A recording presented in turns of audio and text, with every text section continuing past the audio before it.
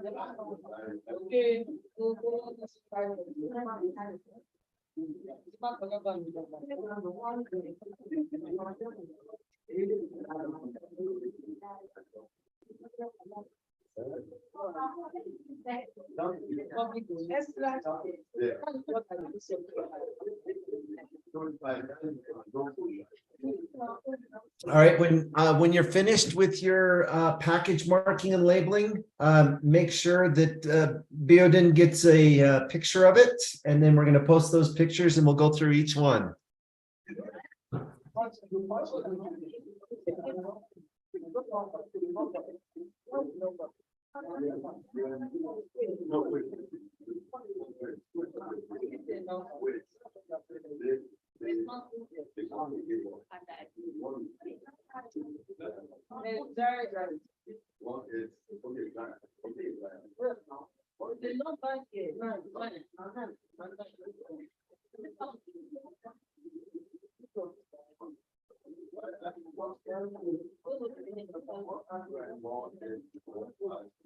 Okay, now you got drop.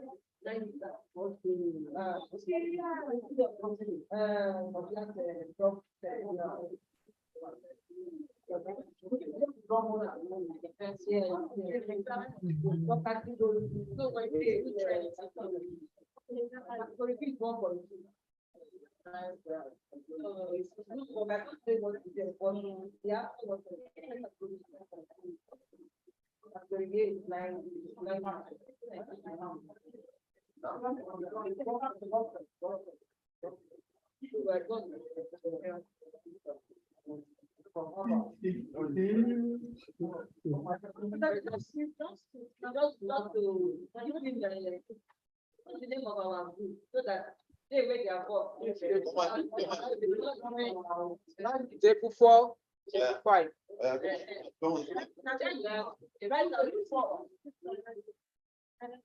Table 4.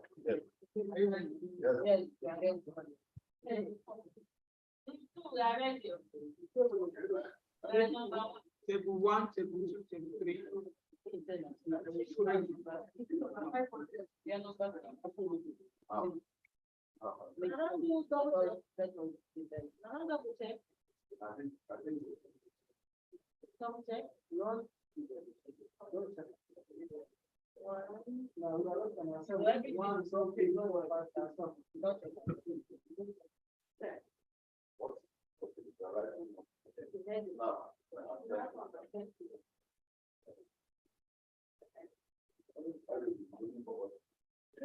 Everything number 10 we say like I said that.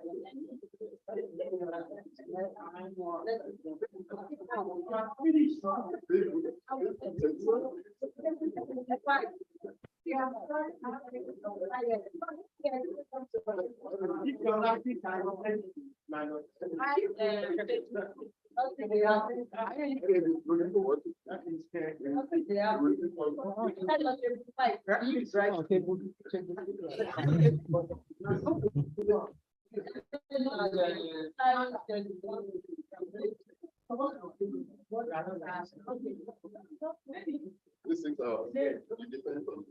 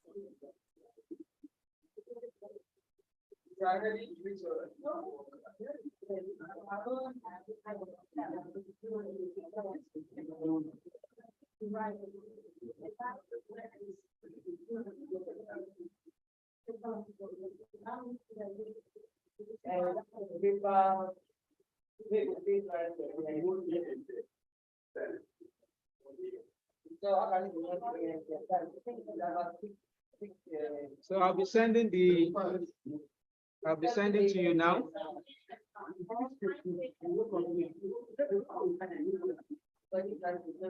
Okay, thank you. As soon as I get them, I will post them on the screen. I'm gonna stop sharing this, so as soon as I get the pictures, we'll post them on the screen and go from there.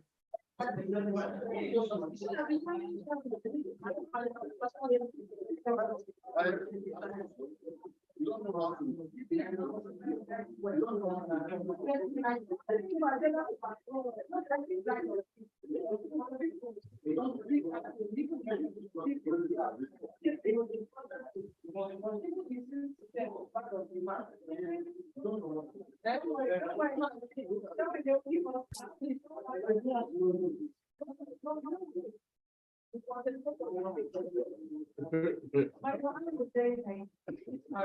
can send. No, I'm trying to. How do I see that? How do I select image here?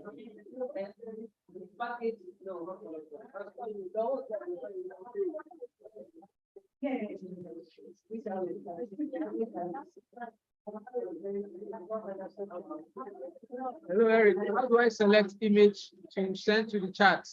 Yeah. Yep, okay.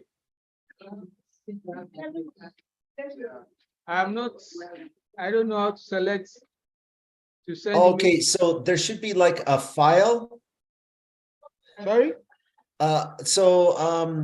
If you look in the chat, there's a little, A so there's a clipboard. little box, click on that, and then it should say your computer. So it should be available there. Or maybe you can share your screen, just share your screen and have the picture showing. That would work. Okay, I should share my screen, right? Yep, share your screen.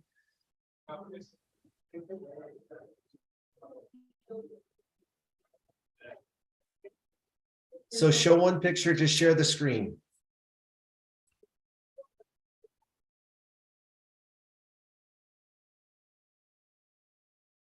Okay. All right, very good. So this is, I have to look at this kind of funny. Whoops, but that's okay. So let's go through this. Do we see any mistakes on this? Does this look good? Actually, Okay. that's a little too close. Scroll it back. Okay, maybe I should, let me snap it again in a way that. No, it's okay. I can work with this. Do we see any mistakes here? Can anyone see any mistakes? It looks good to me. So table 4, let's give table 4 a round of applause. That's 100% looks good.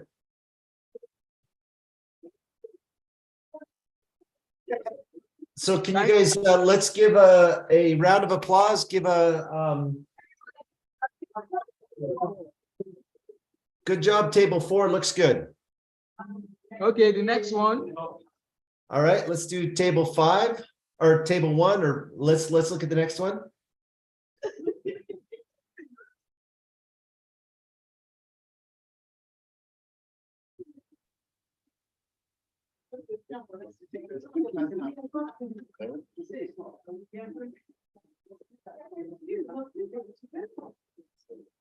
All right, that's good. That's fine. Looks exactly the same, pretty good. Everything looks spelled correctly.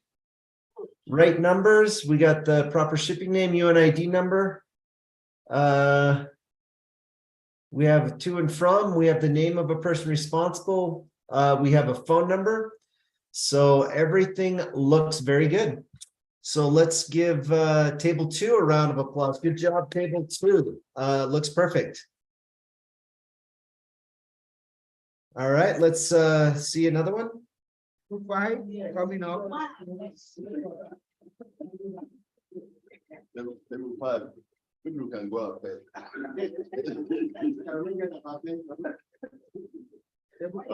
All right, we have the to, the from. We've got the proper shipping name, biological substance category B. All right. All right, that looks good.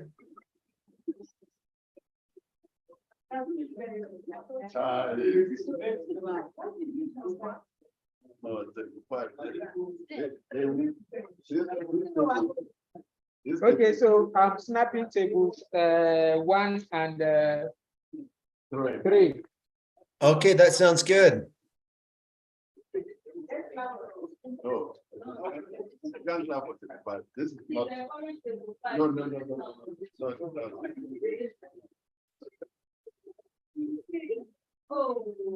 Okay, hold on. I've lost my. Wait. Oh, there it is. Okay. All right, so let's look at another one.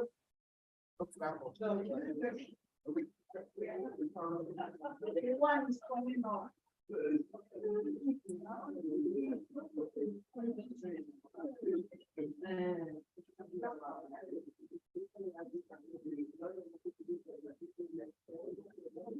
Have we gotten everyone yet? Yeah, yes, yes. Come in.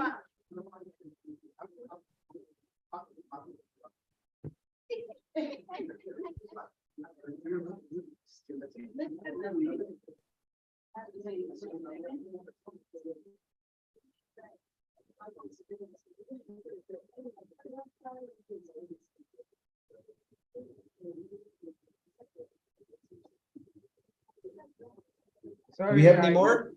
Is that all? No, tables 1 and 3, they are coming up. Okay, I got incoming calls on my phone, so that was interfering. okay. So,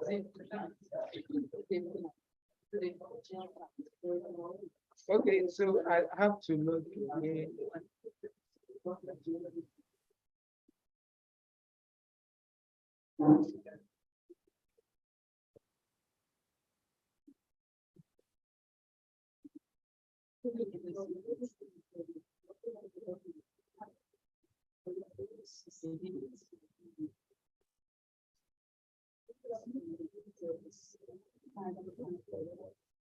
Okay, so table 1 is coming up. Is the one may have been infected by virus.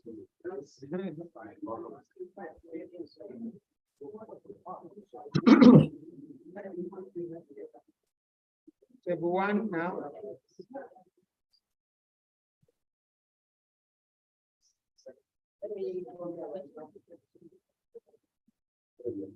So you have table 1. Okay. All right, that looks good. Don't see any issues with that. All right, that looks good. The 9 is not there. 9 dropped in is not there. What is not there? 9, Eh? 5. Which one is there? It's there now. That's why that Somewhere it's there. 1 is not Yours. yours. So are you okay with this? Should I go to table 5? Yep, no, I think it looks like everyone's got this down pretty good. Let's do one more. I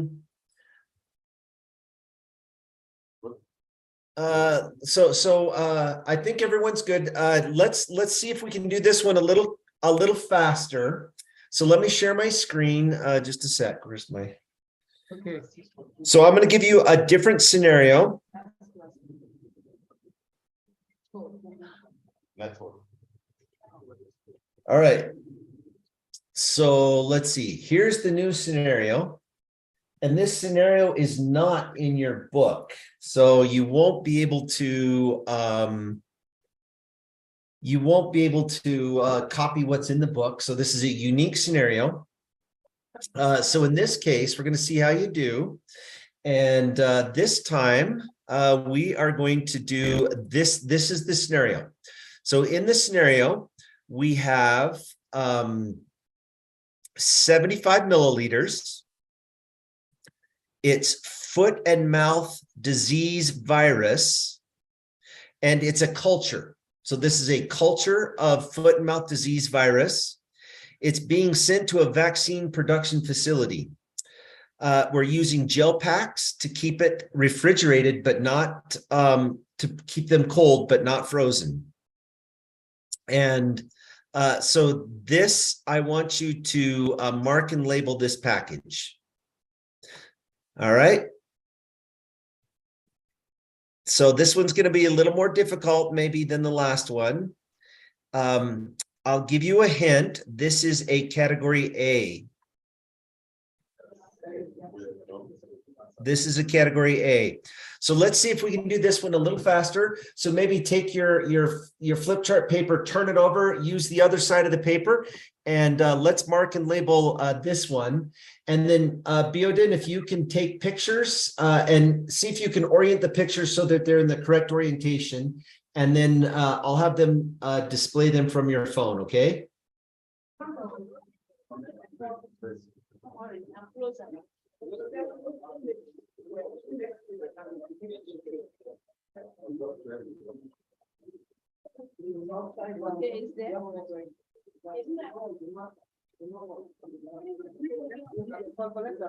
Thank you.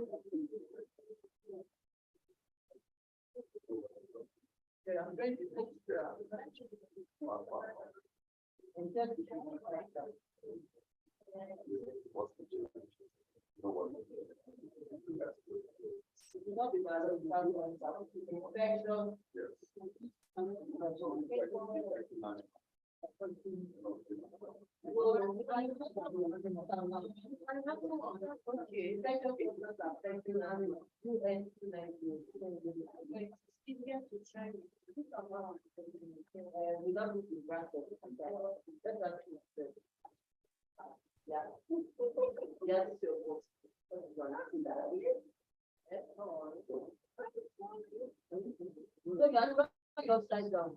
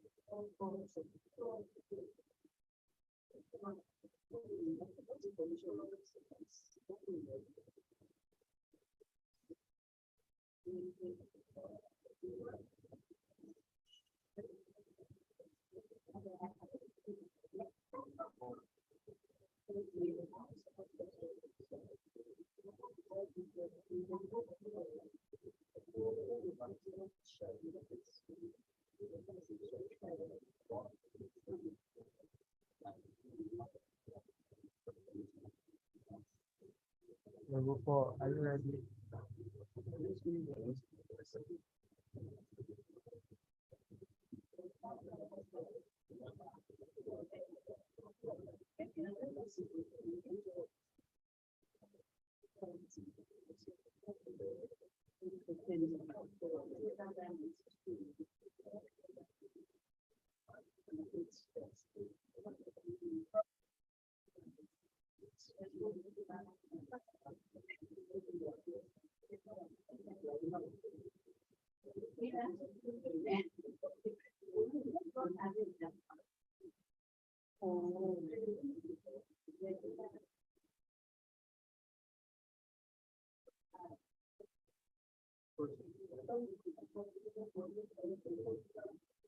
All right, are we almost done?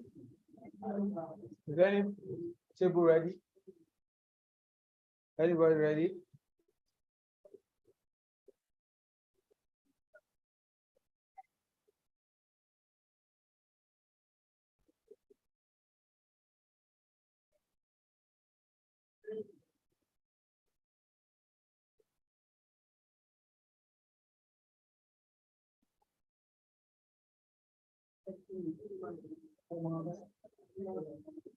Bring your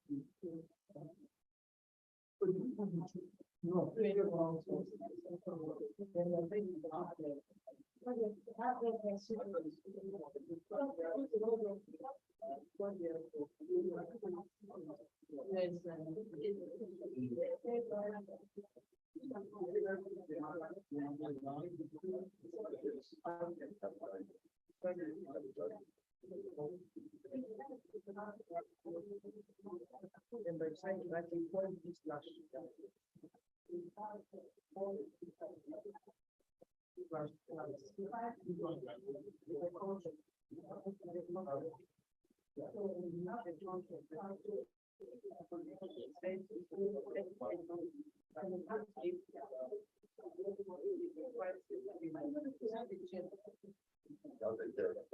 That's why. I'll do it.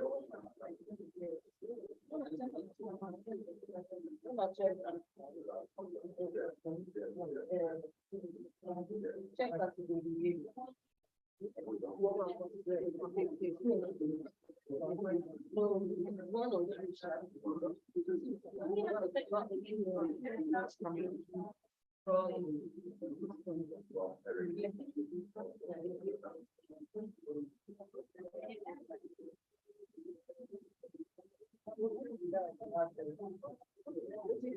No, but then we did it.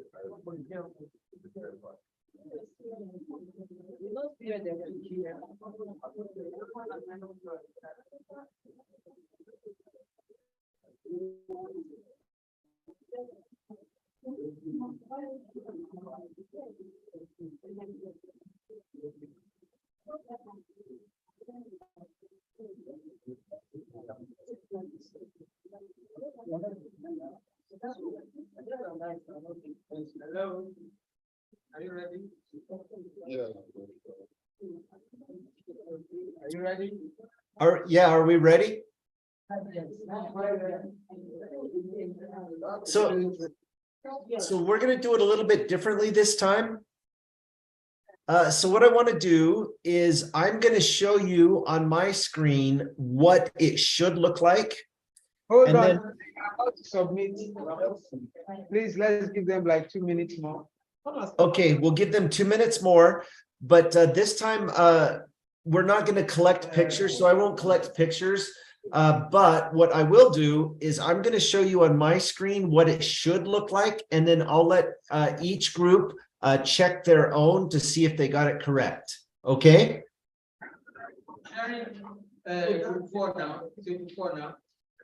So it'll be a self-checking. Everyone can check their own to see if they got it correct. You want to see what they have done when you share your screen. They want you to see what they have done. Yeah, so in this case, sure, I'll see what they've done and I'll see. All right, this is pretty good. All right, so there is one, okay, so one mistake here. So if you can just scroll back a bit, it's too close. All right, good. So there's a couple mistakes here. So one mistake is, so foot and mouth disease virus is actually animal only pathogen. And so it's not, so let me show you here. Can I stop my screen share? All right, so yeah, so let's if you could put that back, if you can put it back up, I will I'll draw on it and show you where the mistakes are. Say again. Okay, you can share your screen now. Share. Yep, go ahead and share the screen. Yeah.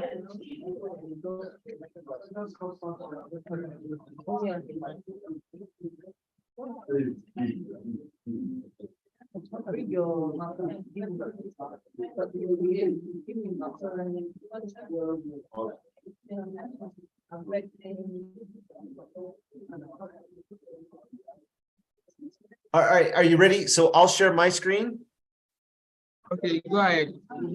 Okay, let me share my screen and I'll show you what the correct answer should be. And then I'll let everyone check their own and see how they did.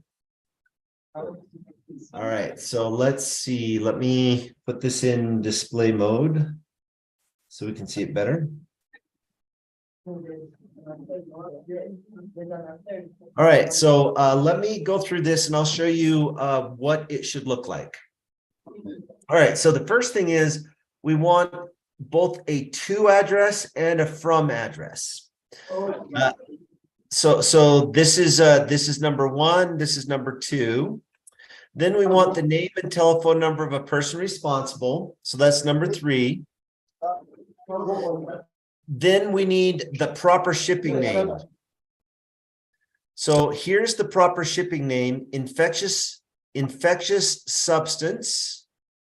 It could be plural, it could be infectious substances. Some substances would be okay, or infectious substance, either one is okay. Affecting animals. So you want to make sure you have the word animals on there. Then we want the UNID number, which is UN 2900. And then the sixth thing is we need the infectious substance hazard label, this one. Now, because it's 75 milliliters, this is important. The scenario had 75 milliliters. Because of that, we must have orientation arrows on the package. That's required. And because it's greater than 50 mLs, it is not allowed. So this package is not allowed on a passenger aircraft. And I didn't explain this before, but if your package exceeds the limit for quantities, if it exceeds the allowed limit for passenger, then it has to go cargo aircraft only, and you must put this additional handling label, this one, on the package. So I didn't tell you that before. So if you don't have that, I'm not surprised. I would be really surprised if anyone got that because I didn't explain that before. But you would need to have this this orange cargo aircraft only label. And then because it's category A, you have to have some type of UN specification mark on the package. And so that's what your package marking should look like. Okay. So make sure it says animals, not humans. Make sure it has UN 2900. And then make sure you have the UN spec mark that's there. All right. Any questions, comments? Hello, can you stop your share so that I can share what the others did? Sure. All right.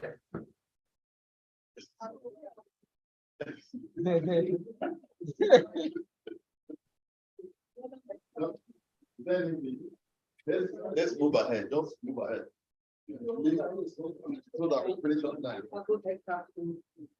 So let's just take a look at a few of these. So so for example, let's on this one, oh look, they did get the cargo aircraft. Oh no, they got the cryogenic. So let me show you. So where it has cryogenic liquid, so right there, this is not a cryogenic liquid. There is no, so cryogenic liquid would be like liquid nitrogen, and we do not have any liquid nitrogen in this. So definitely, all right, can we just stop moving for a minute? Let's take a look. So right here, very good job. That is exactly what you would want. So I like that. That's good. We got the right label. We got the to and from. That's good. We got the name and telephone number of a person responsible. That's good. We have the orientation arrows. That's good. So let me clear my marks. Okay, so here we have the UN spec mark. That's perfect. So the only small error, it's not the cryogenic, that label. So we don't, it's not the cryogenic label. It's the cargo aircraft only. So if we replace this cryogenic handling label with the cargo aircraft only label, it would be perfect.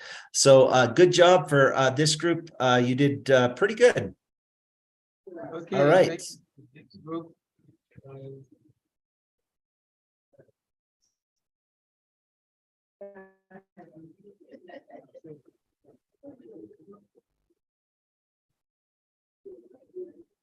All right. So yeah, this looks really good. It's the same as the other one. The only thing they're missing is that the cargo aircraft only label. That's the proper shipping name, infectious substance affecting animals. Very good. It has the right label, the right UN number, the to, the from. That's very good. The name and telephone number of person responsible. It's got the UN specification mark. All it's missing is the cargo aircraft only label. So if it had the cargo aircraft only label, it would be perfect. So good job to this table. Okay.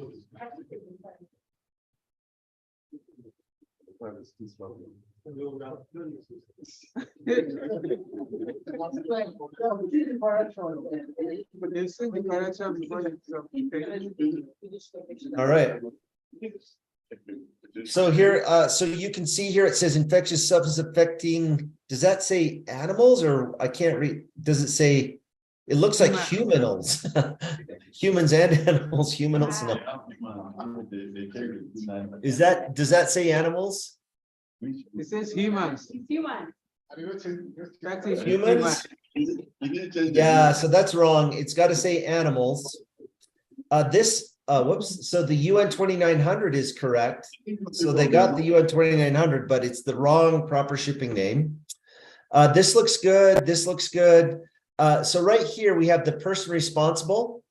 So the problem with that is we have a name. You see there's a name there, but there's no phone number. So you got to include the phone number. Oh, look, they got the cargo aircraft only. So this table will give you double thumbs up. You got the cargo aircraft only label. So good job.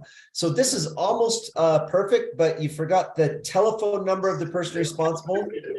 And the proper shipping name is not correct.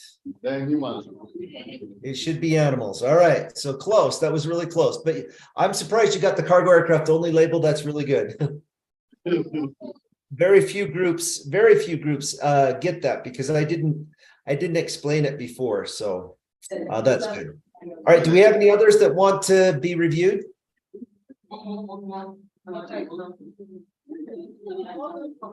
right. We're gonna get going because we got one more. This will be the last one. Yeah, this is the last one. All right. So, so close. They got the cargo aircraft only. Oh, they did cross off humans. So very good. They fixed it. So good job. It says animals. That's good. Everything else looks good. We have the name, telephone number, person responsible. Very good. So, with that correction, from humans to animals, this is a good example. So good job. Thank you. All right. Let's keep going. I'm going to share my screen because we are. I want to make sure we get through this before we get going. All right. Let's do a quick comprehension check, and I want you to look at this and tell me if this is correct or not. So here's a package, and if I want you to choose A, B, C, D, or E. So A says, I don't see anything missing. This looks good to go. B says there's one thing missing. C is two things. D is three, and E is four or more.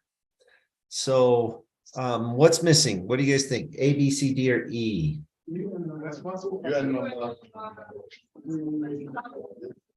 Number. All right. Do we have anyone that says A? Okay, no one says A. How about B? Anyone says there's only one thing missing? No. No one? All right, anyone say C? Yes.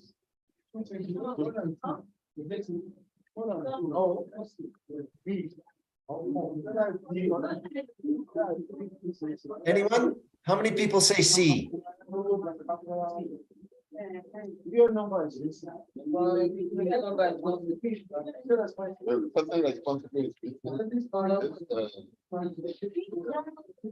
No one? How about D? Yes. Yes. How many people say D? Yes. D, if you are saying D, raise your hand. Three things are missing.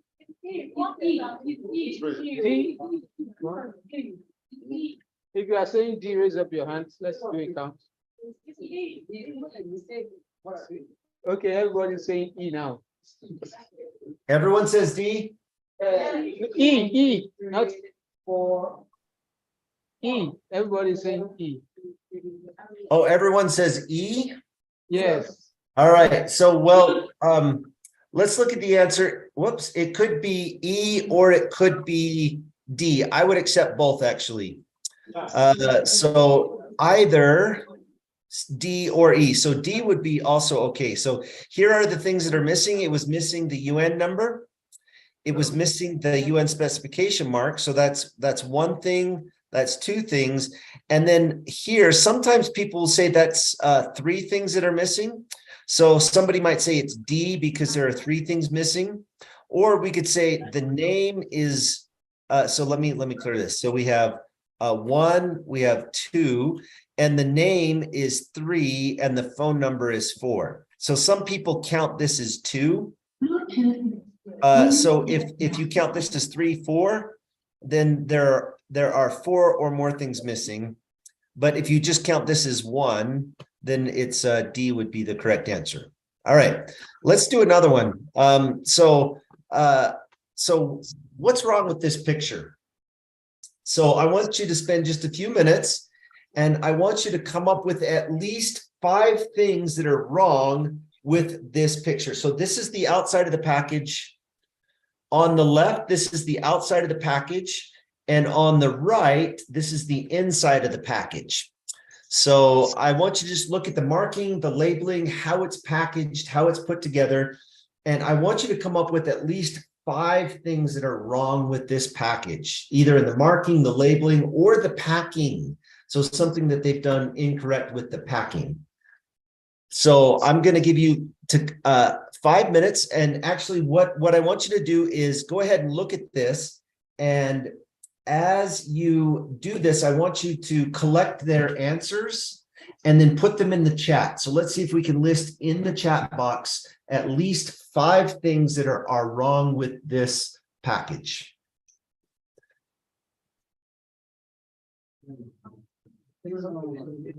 So there was a question while you guys are doing that. I just noticed in the chat, there's a question. What do we write when it's refrigerated but not frozen? So in the case where it's refrigerated but not frozen, because dry ice is a dangerous good, you have to list it on the outside. But gel packs and those things, they're not dangerous goods. So there's no requirement to mark or label or indicate anything. So if it's refrigerated, so if you have gel packs or ice, wet ice, it is nothing. You don't put anything. But if it's dry ice, you have to list that, of course. All right, I'll let you guys work. Give me at least 5 things that are wrong with this package. No ice. There's no ice.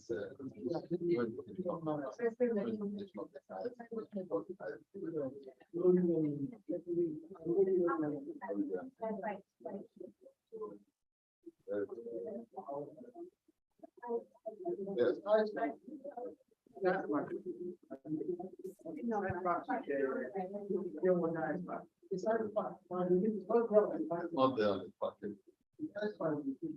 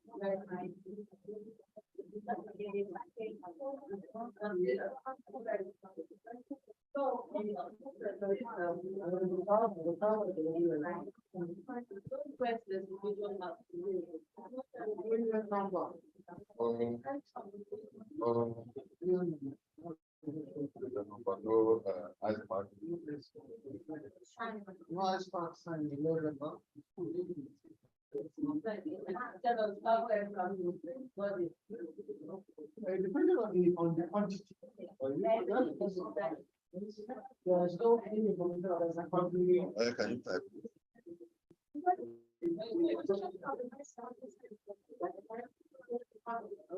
I was saying that.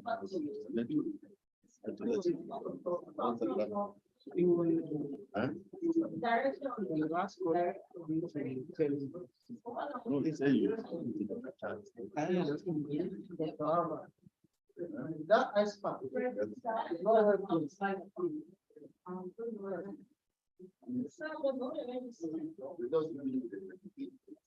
So Easter and Abiodun, if you can go around and collect those five things, have them type them in the chat box, and then we will continue. There are at least 5 things wrong. There are probably more. Okay, I'm typing based on what someone has given me. For me, okay. There's a question in the chat box for you. Yes, I saw that question. I answered it. If it's refrigerated but not frozen, since gel packs or ice, wet ice is not considered a dangerous good, there's no need to mark or indicate anything on the outside of the package for refrigerated. If it's frozen and it's using dry ice, then you have to put the dry ice information on the outside. So where you see those dash, no those. And no person responsible.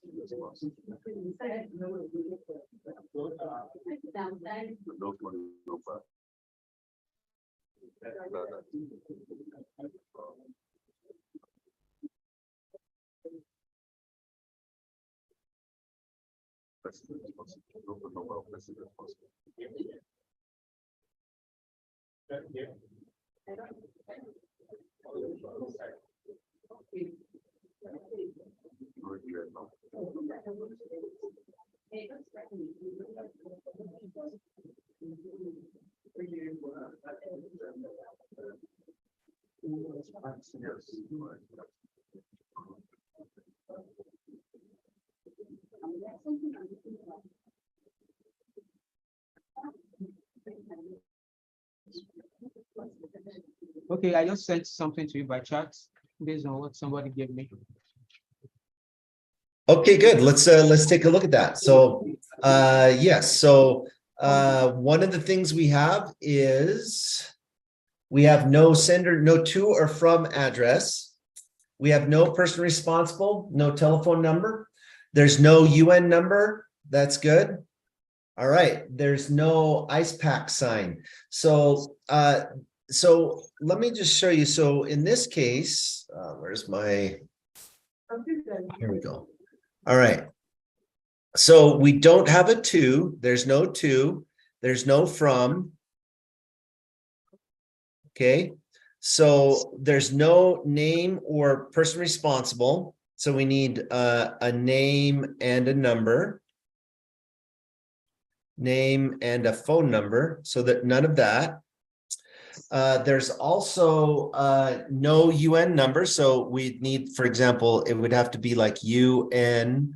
Hold on, let me clear this up. We need a text box. So to, from, name and number. Okay, so that's three things we're missing.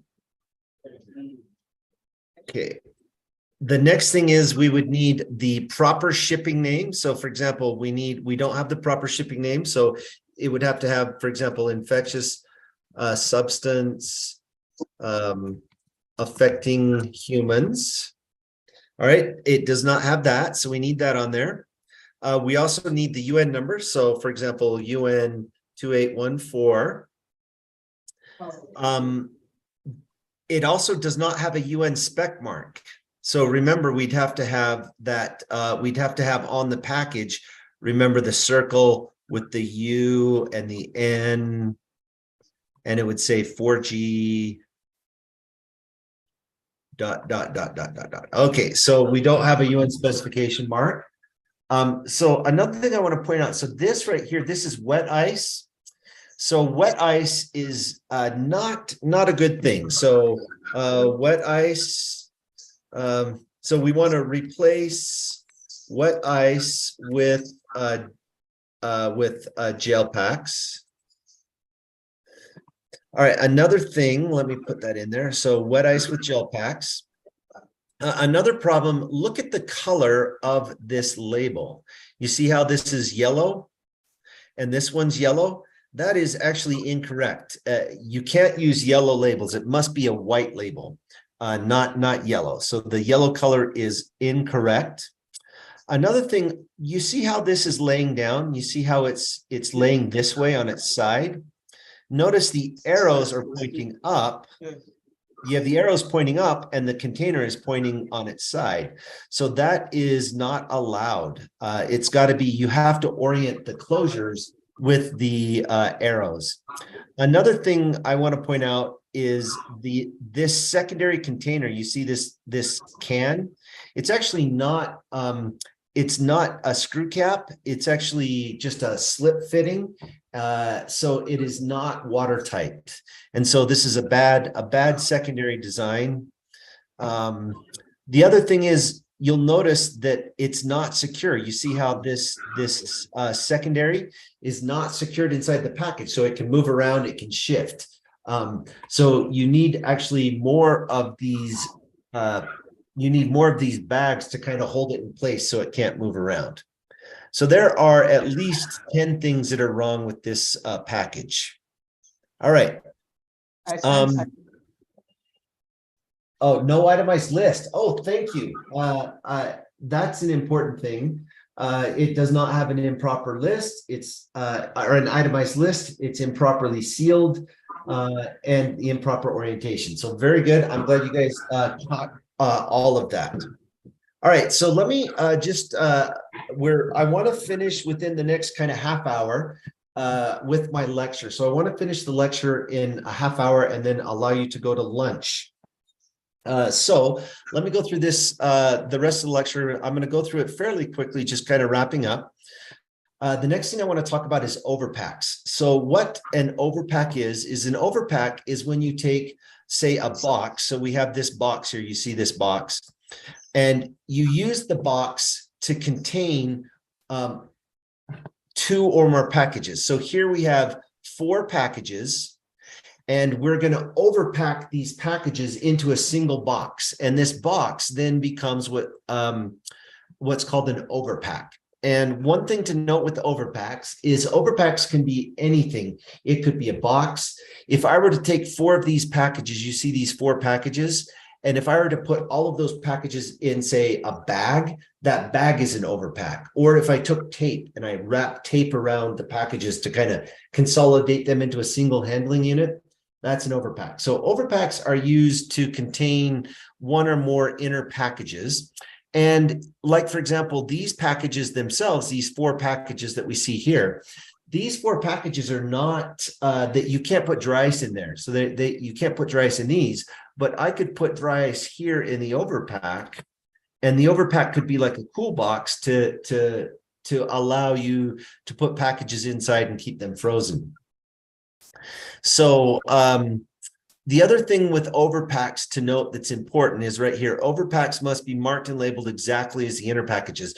So you'll notice each inner package. So we have these 4 inner packages.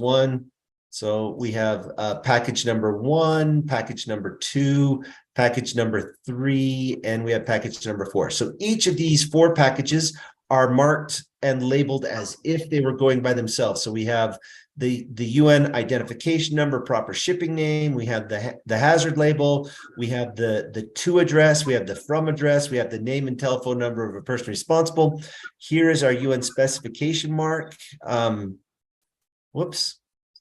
We have our UN specification mark. I know it's really hard to see from where you're at, but here we have our UN specification mark. So each of these packages are prepared and could be shipped by themselves. Then when you place these in, you have to repeat on the overpack all of the same marks and labels that are on the inside. One thing to note though, because the overpack itself, this overpack is not a UN specification marked, tested, certified, or in any means a validated package. This is just an overpack. It's just a shell, for example. A container, a containing unit. In that case, we have to write the word overpack. So overpack indicates that this outer shell we're looking at right here, this is not a package. It is just a shell that contains the packages. The packages are on the inside, and each individual package must be prepared, packaged, marked, and labeled independently so it could go on its own. All right. So that's overpacks. Just to note on labels, I want to point out in 2000, it was in 2018. In 2018, they changed the class 9 label, and you see this label has a line here. This is the old label. The new label does not have a line right there. So I want to make a note that if you have some of these old labels, look for that line across the bottom. If it has a line, then these are no longer acceptable for shipping. Also, they changed the look of the cargo aircraft only. So this is the new label here on the left. And on the right, this is the old label. So if you have some of these old labels, these are no longer acceptable, so you can't use these. So throw these away if you have them at your facility. The new label looks like this. All right.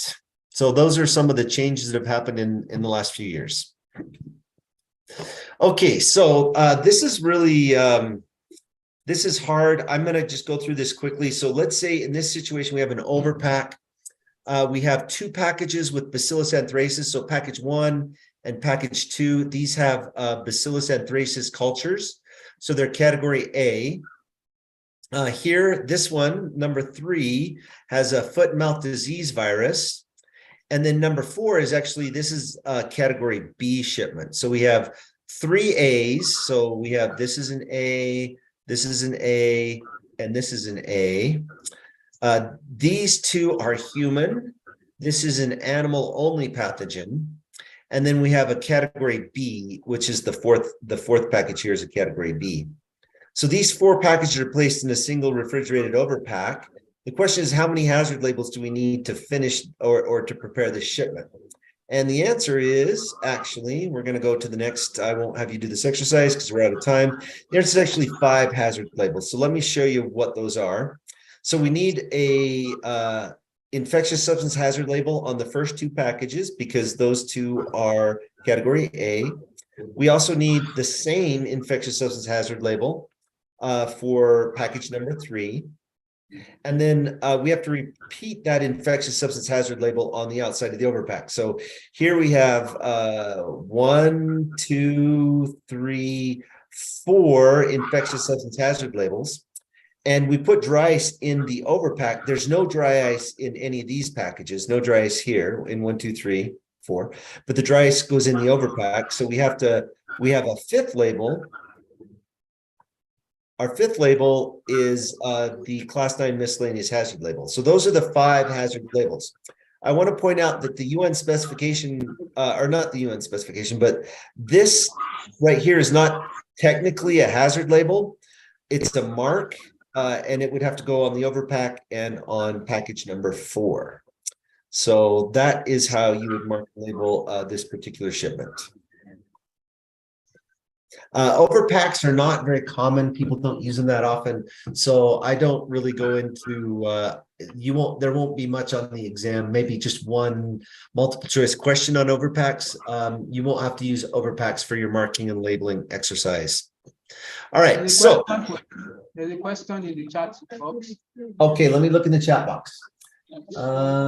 Can you overpack category A and B together in an overpack? And the answer is yes. And in fact, this is an example of an A and a B overpack together in the same, or we have 3 category A packages. We have 1 category B package, and they're both, they're all overpacked in the same box. And I want to point out that notice we have UN 2814 infectious substance affecting humans. That's the Bacillus anthracis, these 2 packages. Then we have UN 2900 infectious substance affecting animals. That's the FMD, that's this package.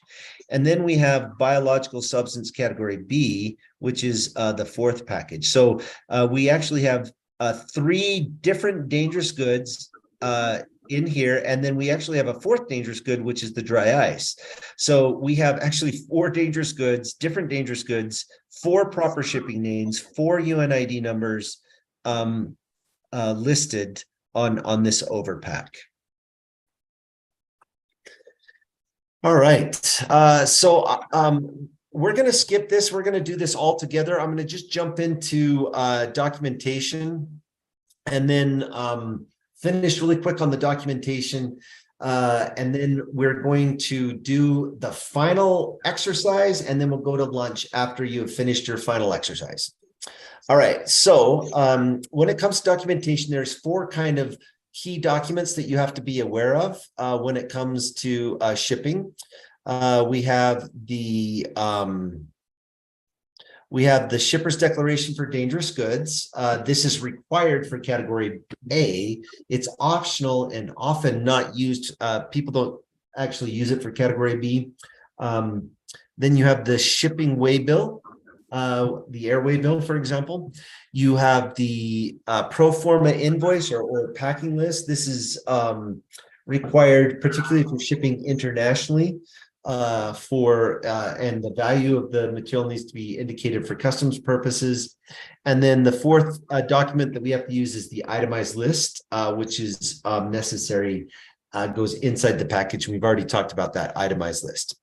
So what I want to focus on really for the next about 20 minutes is the shipper's declaration for dangerous goods. So you can always recognize a shipper's declaration because it has these what are called hatchings. So it has these red hatchings on the side. So if you have a document that has those red hatchings, that is an indication of a shipper's declaration. So this is a legal document, and when you prepare this, it must be prepared exactly. All the information that is required must be on there, and it can only be signed by a certified, trained individual. So whoever signs this document is they are declaring, there's a legal document down here, a legal statement at the bottom. And so whoever signs this document is legally declaring that the contents of the consignment are fully and accurately described above and are placarded, labeled, classified, packed, marked, and labeled, and are in all respects in proper condition for transport according to applicable international and national government regulations. And then I declare that all the applicable air transport requirements have been met. So what you're saying is you're legally declaring that all of the IATA requirements have been fulfilled. So the only person who can sign this document is someone who has been trained and certified. So we'll notice in this case, Eric is the shipper. Eric is also the one signing it. The person who signs this document down here does not have to be the person listed as the shipper. So the shipper could be the lab director. It could be, in fact, you don't even need someone's name up here. But it could be the lab director. It could be the biosafety officer. It could be a technician in the laboratory. These two names do not need to match. All right. So one other thing that is important is the technical name. So the technical name must be on the declaration. So here we have the technical name. It's listed after the proper shipping name. It's right there.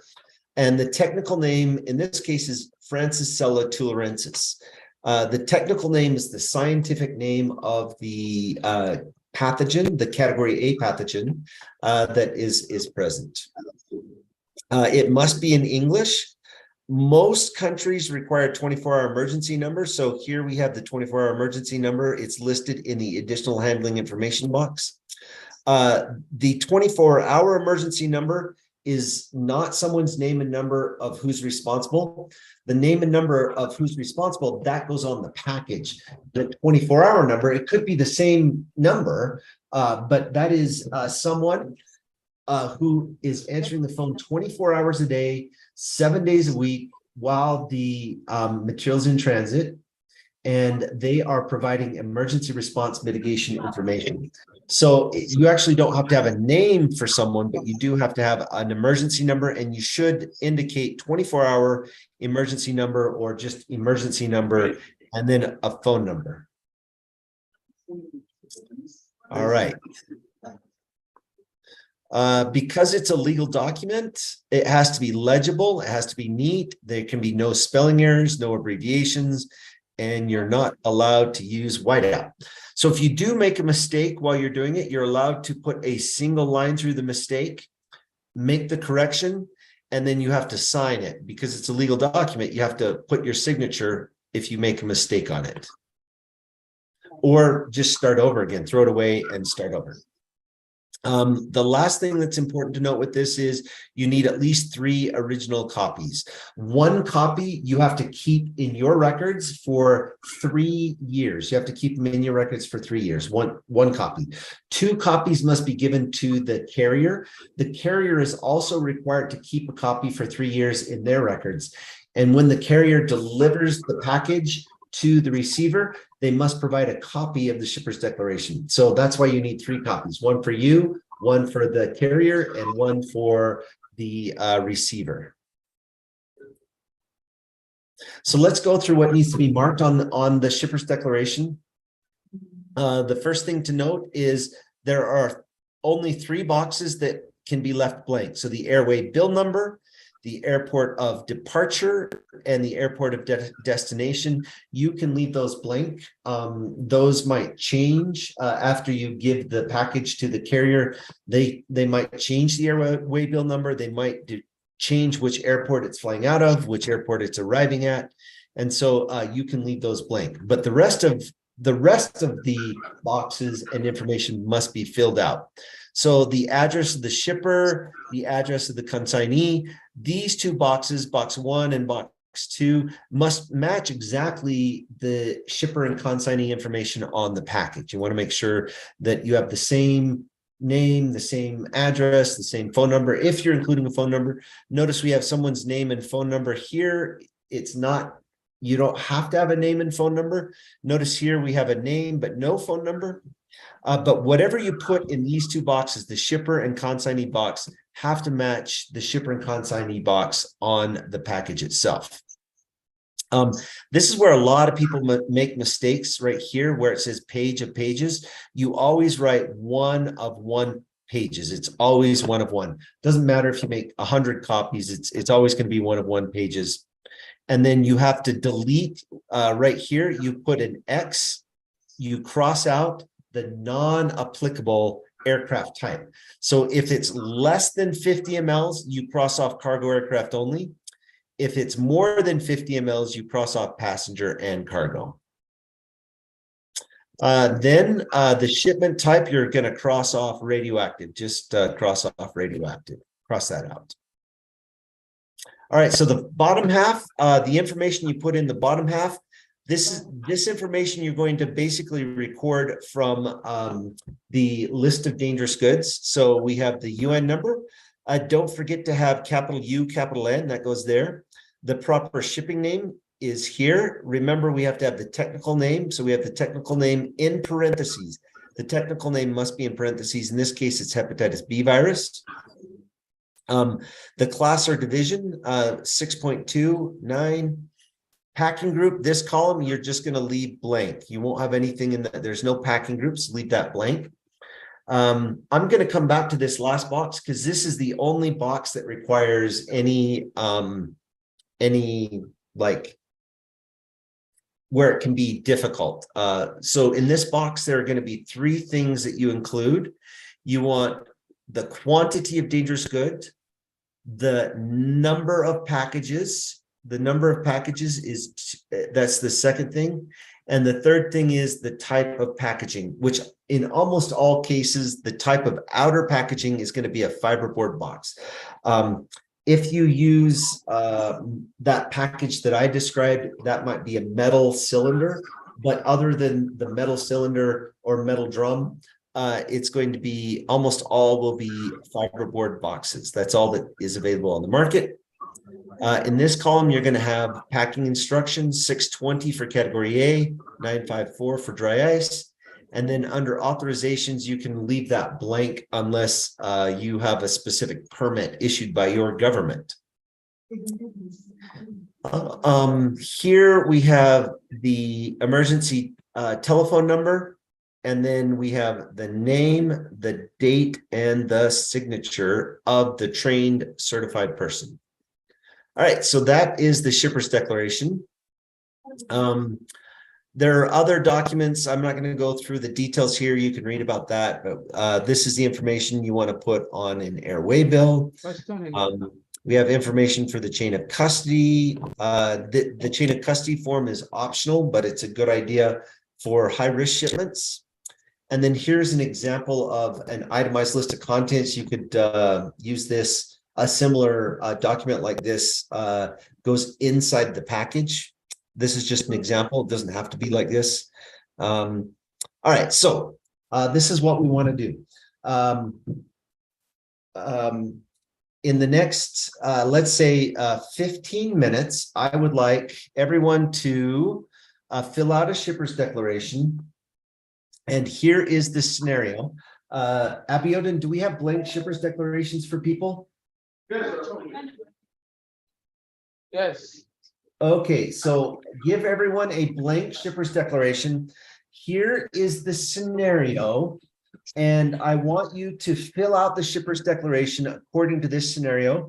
We're going to give you 15 minutes. And once you fill out this scenario, actually, you know what? I think we're running out of time, Abiodun. We've got to take our lunch break soon in 15 minutes. So let's do this. Let's kind of skip this scenario.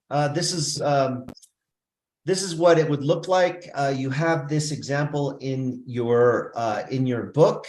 So this is just the example of that scenario. What I want to do then is, I want to point out just a change that has occurred in shippers declarations over the last couple of years. So on the left, this is the new form on the left.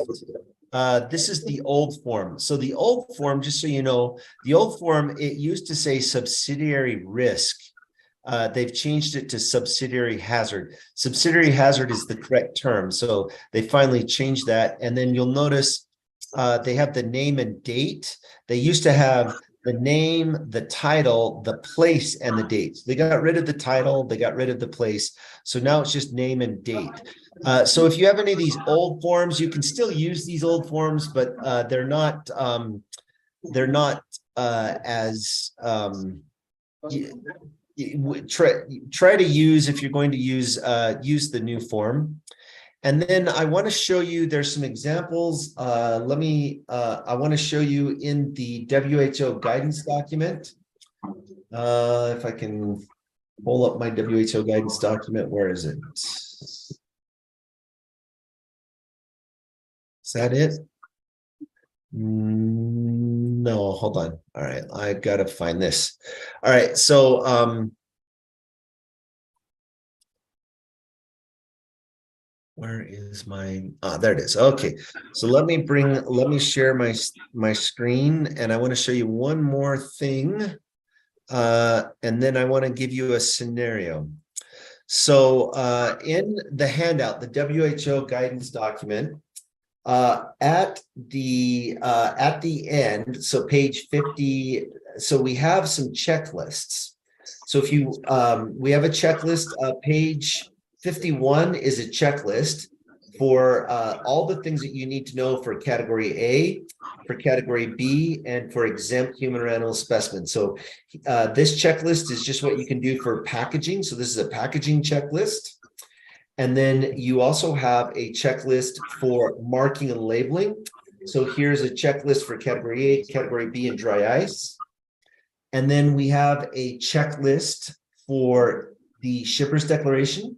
So I want to encourage you to use these checklists both for your final exam, but also we're going to do a hands-on scenario right after this. So I want to encourage you to use these checklists when you do your scenarios. We also have a shipper's declaration checklist. And then finally, I've given you a bunch of examples of completed shipper's declarations that you can copy or use. You can, when you do your own shipper's declaration, you can use something very similar to these. So here we have various shipper's declarations that have been filled out for different types of shipments. You'll notice here we have an A and a B together in the same overpack. So this is an example of an A and a B together in an overpack. We also have, say, just here's an overpack with dry ice in category A, and then we have an example. I think I have just, this is a really complicated example of, we've got all 4 dangerous goods in a single overpack. So this is an example of a complicated one with multiple dangerous goods in the same overpack.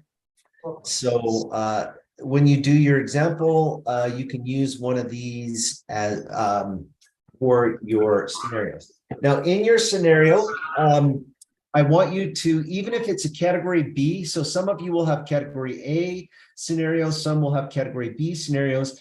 If you do a category B scenario, I want to ask you to fill out a shipper's declaration for your shipment, one of these. Even though it's not, you don't require a shipper's declaration for category B, it'll be good to have you do some practice. So go ahead and fill out a shipper's declaration for that.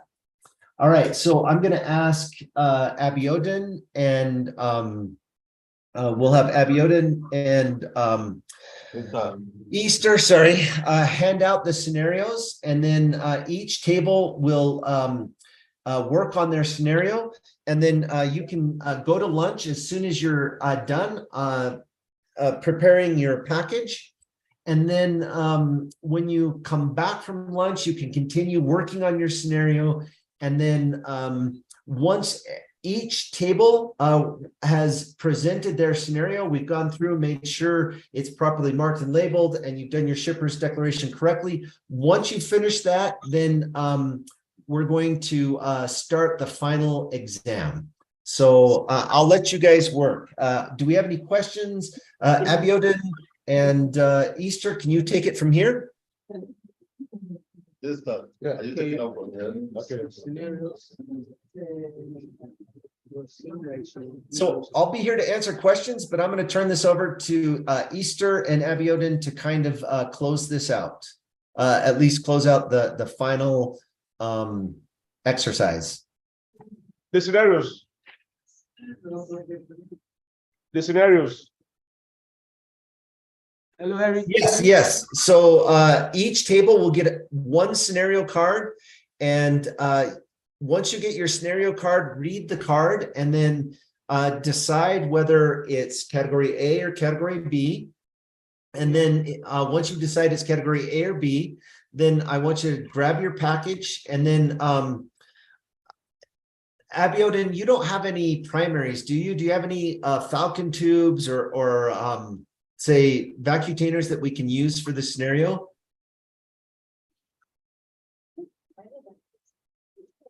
Do you have any, Abiodun? Primaries? No, we don't have. I couldn't hear you. We don't have scenario cards, yeah. Yeah, Abiodun, you have scenario cards. You showed them to me this morning. Okay, hold on.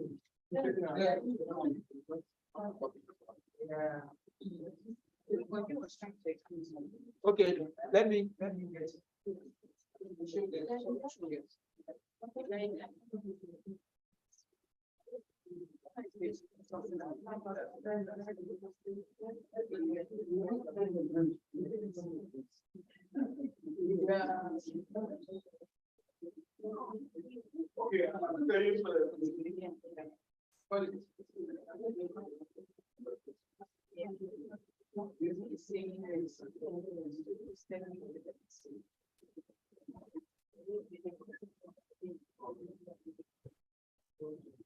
Is Abiodun there? Abiodun, are you there? Okay, Easter has seen the scenario cards, so it's going to give to the tables. So each table should get a different scenario. They should get a scenario card. The scenario card will have all the details for your shipment.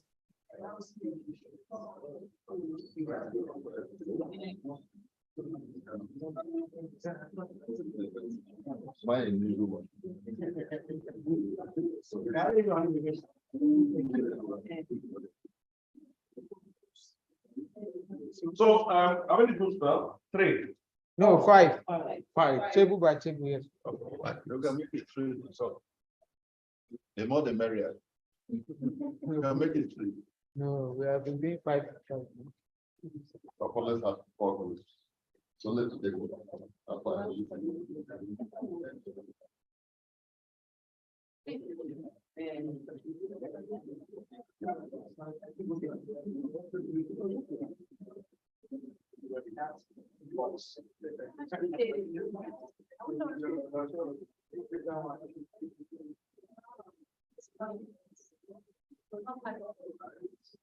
All this. No.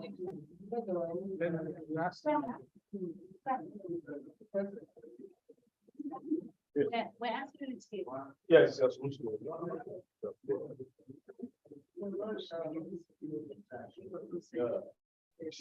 Sorry, is it only the shipper's declaration that they are going to come up with? Or Yeah, so each table will be given a scenario card, And you should use for your scenario card, it'll say like one test tube of Mycobacterium tuberculosis, for example. And Easter, do you know in the shipping kit, there should be primaries like a test tube or a falcon tube that you can give them together with the scenario cards. Can you look in the training kit and see if there are some test tubes that they can use? So each table will get a test tube or two test tubes, for example, will be given a scenario card, and then you should read the scenario card, decide whether it's category A or category B. And then once you've decided, select packaging. So Easter should have a supply of packaging that you can use. So take the packaging, and what we don't want you to actually mark. So don't use a pen on the package. So don't actually write on the package, but you can use a sticky note and write the details on the sticky note, and then put the sticky note on the package. So for example, write the proper shipping name and UN number, write that on a sticky note, and then place it on the package. Or draw a picture of the label on a sticky note and put it on the package. So that we're not so we can reuse the packages for the next group. And then Easter, give them a copy of a blank shipper's declaration, and then they should fill out that shipper's declaration for their shipment.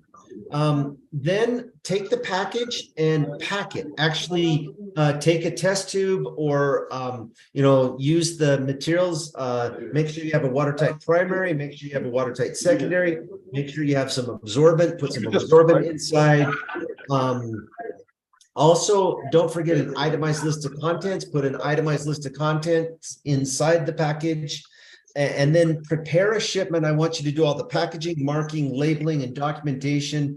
Follow all the 7 steps. Mark the package, or classify it, identify it, select the proper packaging, pack it, mark and label it, fill out the documentation, and prepare this shipment as if it was a real shipment going out today.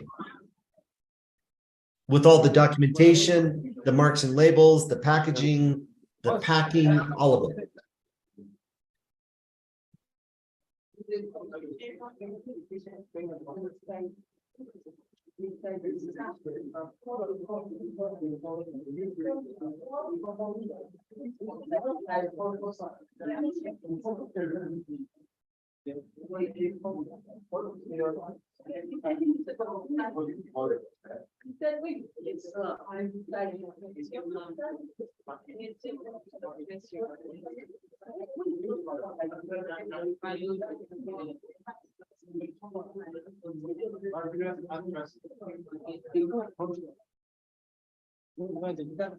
What is in your scenario card? Test you.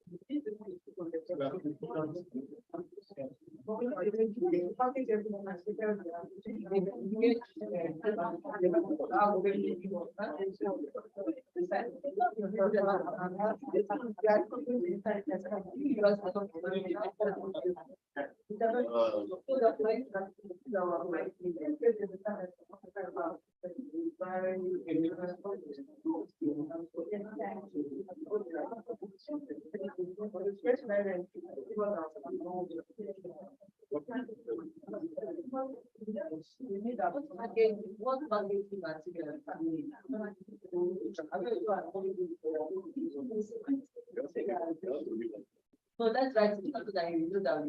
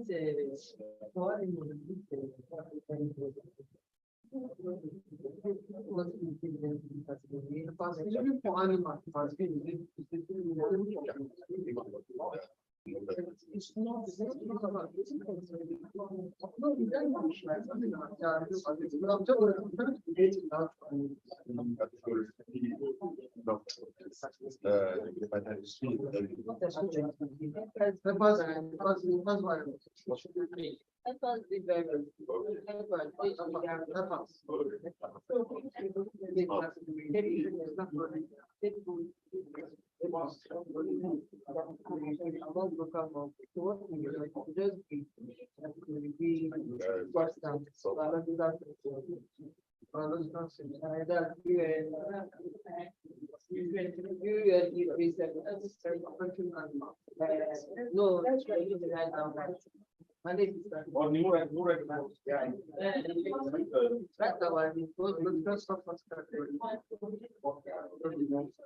so what do we need for our package? What to benefit for guys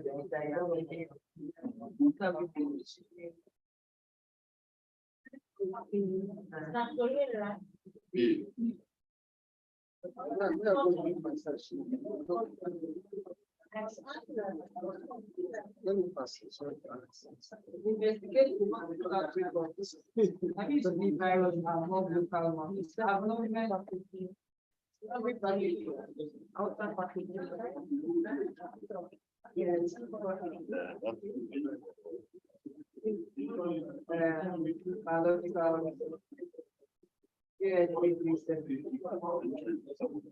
Yes. Yeah, Once we get that, just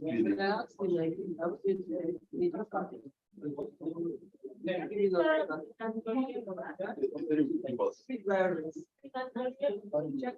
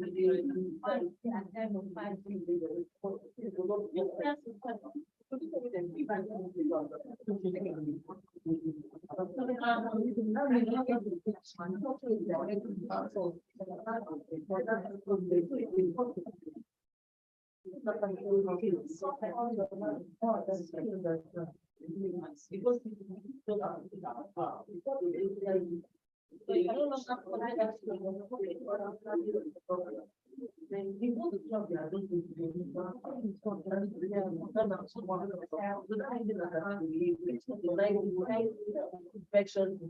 So that's the twins one. Yeah, we need the monitoring on that. We need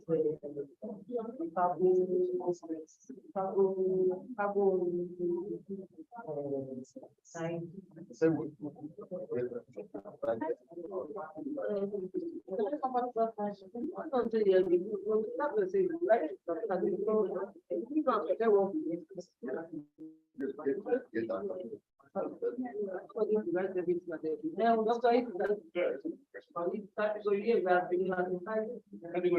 Yeah. What the leave don't have. Give us our. Give us our. The guys are paid. Give us our.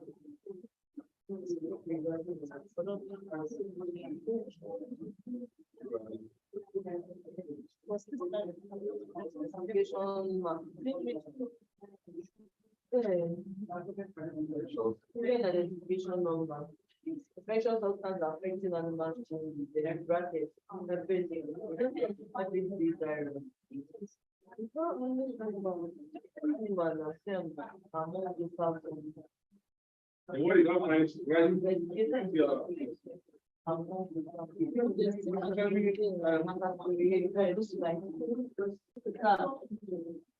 Affordable does have only two impacts. That's the back side. No, give us, I will just. Okay, the minutes are like I change this. No. Not that work. No, you are talking about it. Yes. Doesn't matter, we write at least. Okay, I have this. Well, I don't know. Yes, right?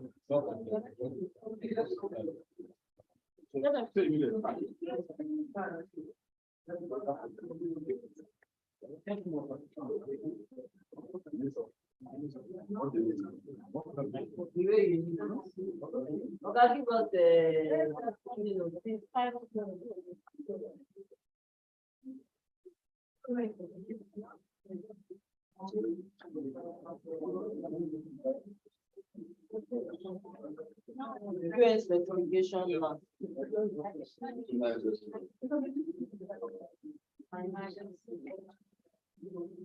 US infection was affecting animals. Heavy bracket, heavy fever. That is infection. Then so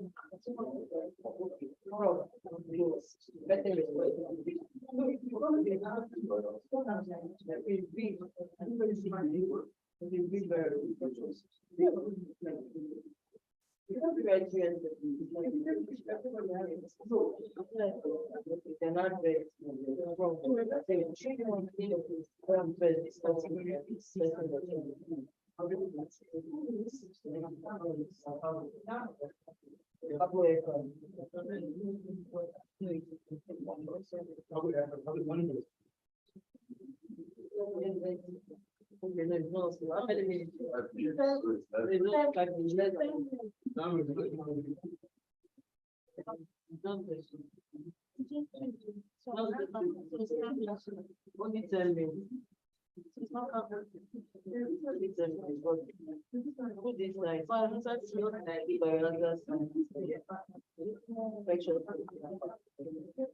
Just do that.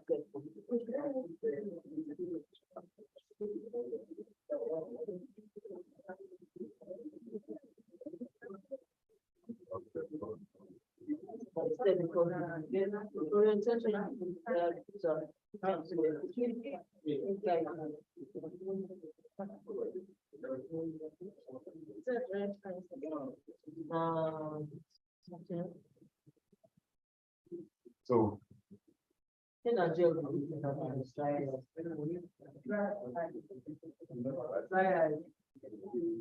Right. 5.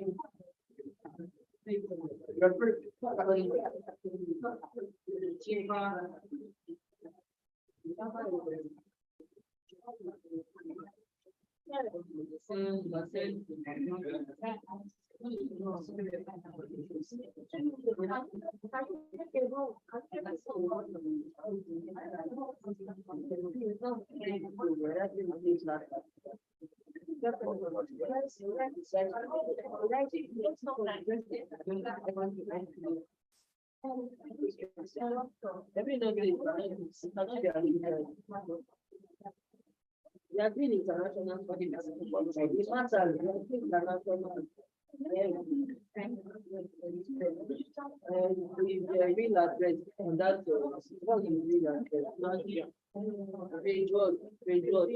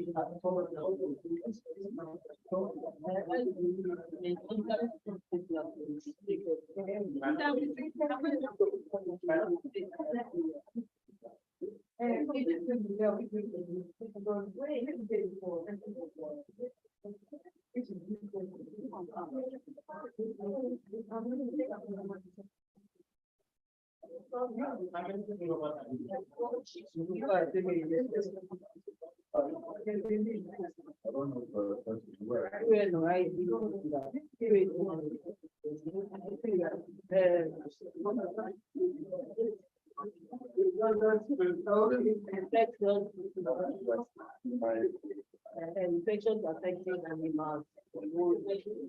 So you find the right medicine. Not the way to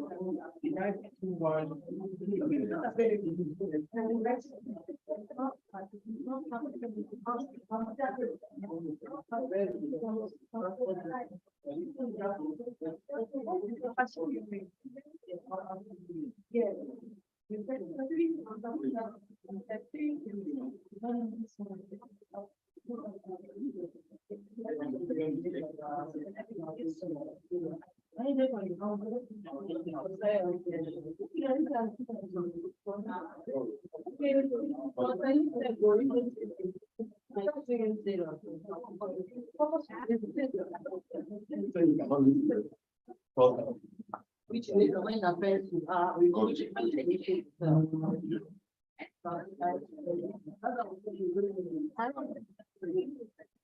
Yeah, we're not.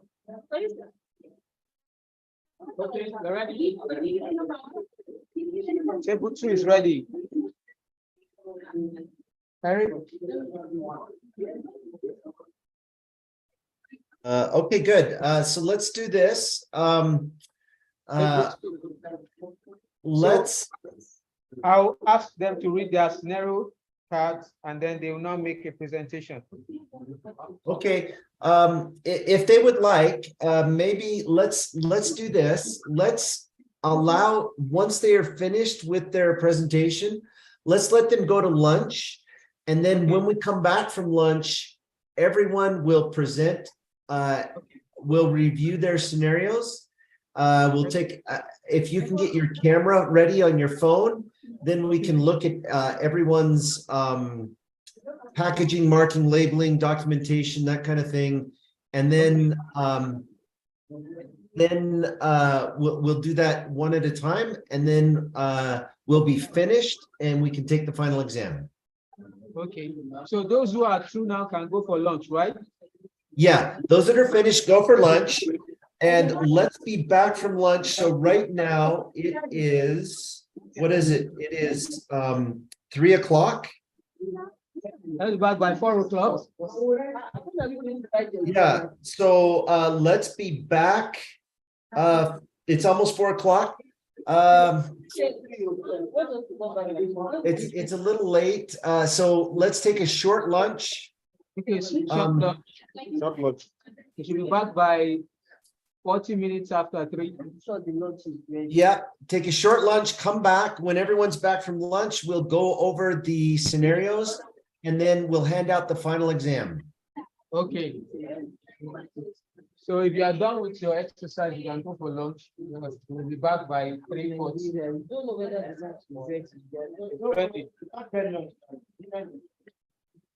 Lunch is ready. Lunch is ready by 2:30.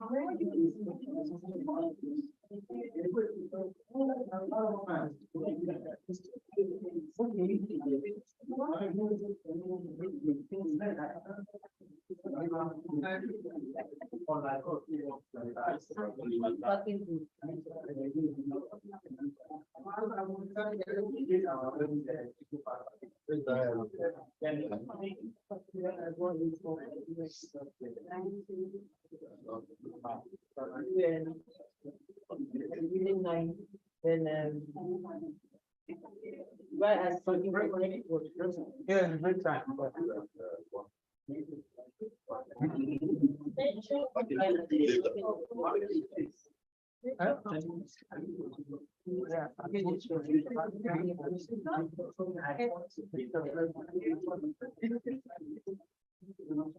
Okay, so I'm going to stop the recording and then. All right, it sounds good. Just a really quick while people are working, is Easter there or Abiodun, are they there? So Easter, can I talk to Easter really quick? Easter, you want to come close to